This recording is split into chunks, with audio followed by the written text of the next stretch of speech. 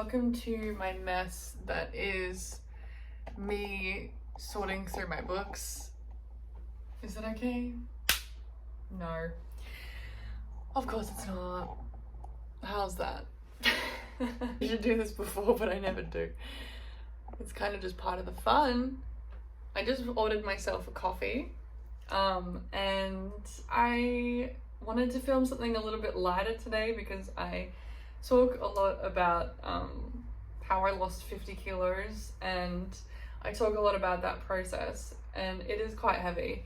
So I thought that I would talk about something that I love that is less heavy. I got into reading like later in life.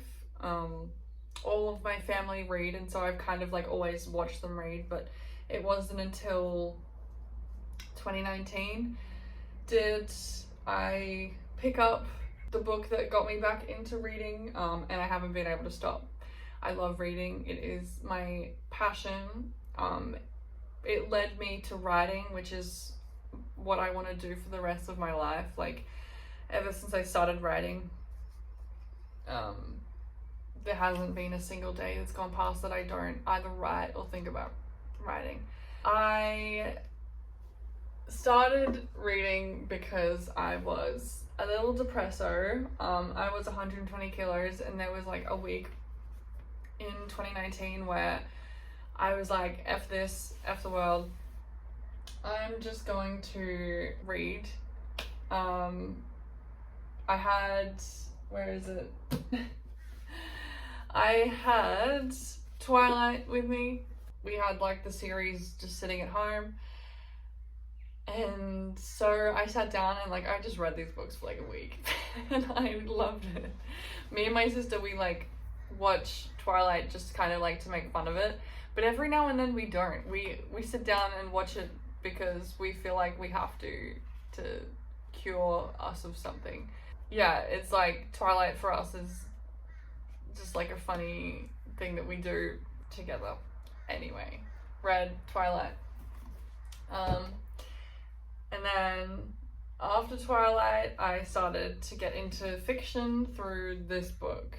I think I read this before I knew of BookTok, before I knew of Bookstagram, before I knew what anyone was reading. I'm not sure if I bought this or if my mum had it on her shelf, because that is like a lot of the time where I've found my books that I've read.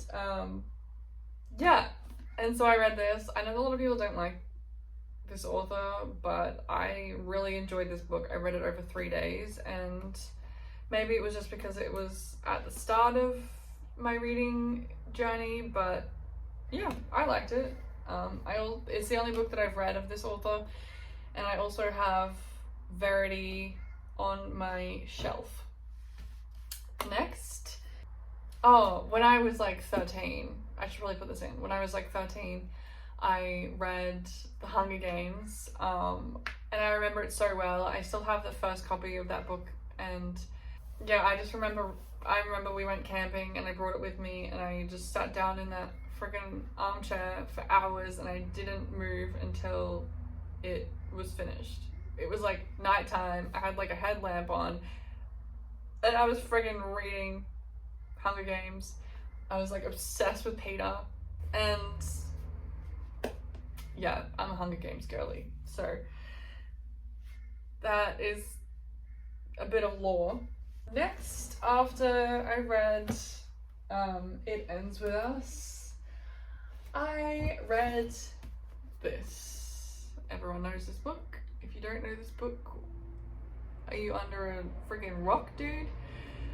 I actually read this because my mum had the box set and she told me to read it, and this was before I had seen it on social media. This was before I had no idea what this book series was.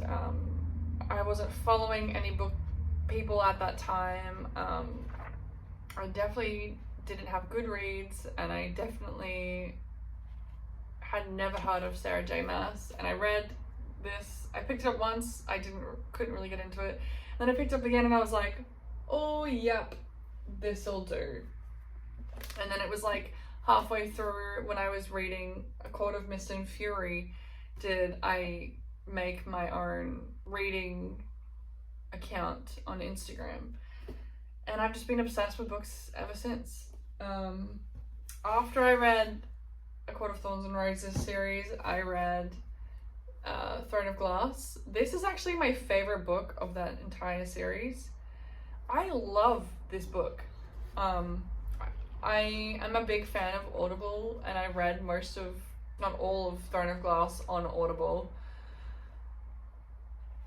We also had the book, so I like to like listen and read at the same time. And yeah, this is like, I don't know if that's unpopular or not, but this is like my favorite book of that series. This and Queen of Shadows, I think, or Heir of Fire. Those three are like my favorites. Sorry, this is my second time filming this just because like I was just like all over the place. If you can't see like this disastrous pile, oh man, it was bad. My ADHD was really showing. Okay, I'm just kind of showing you the books that got me into reading, because reading is like such a huge part of who I am. And I actually went to New Zealand for a year. I donated $1,000 worth of books before I went. I kind of just wanted a fresh start. So these are just the books that I have either kept or I've bought since being home. Okay, so I don't have everything here that I've ever read, but I have a few things that I can definitely show you. Okay, I don't have her books with me, but I have read nearly everything by Jane Austen.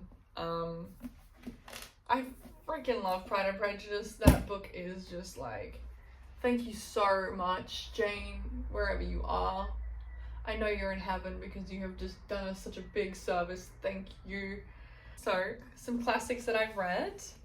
Jane Eyre by Charlotte Bronte. The Picture of Dorian Gray by Oscar Wilde. Wuthering Heights by Emily Bronte. Dracula and Howl's Moving Castle. There's some others, but these are the only ones that I've kept. Another recent classic is The Secret History, and I also read The Goldfinch, which I much prefer The Secret History, but they are both amazing, amazing books. She's so talented. Next, I think I'll show you some romances that I've read. Sorry, someone's messaged me. This series by Lauren Asher, The Final Offer. The second book in this series is so good. Second and third book, I didn't really like the first one, but this series is definitely worth reading. I also read this one last month. Not a major fan. It's good, and like I understand, but like I just think it was a little bit immature for me. Yeah, I just don't have that many with me.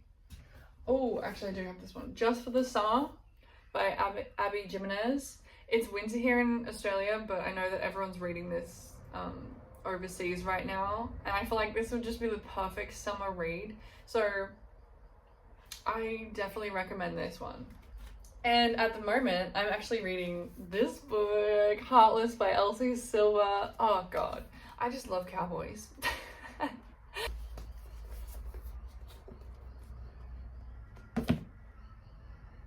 I read this book twice. The first time I read it, I liked it.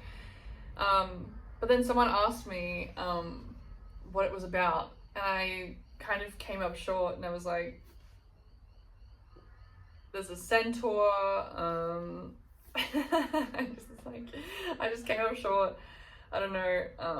But then I listened to it on Audible, and she is such a talented writer.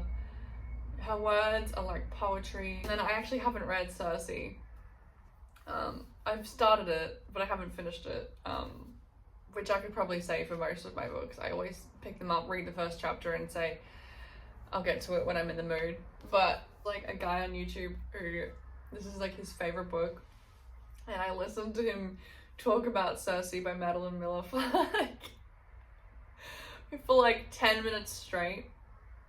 He just explained how much he loved this book, and I love seeing people passionate about something. Yeah, I mean, I could go on and on with these books, dude.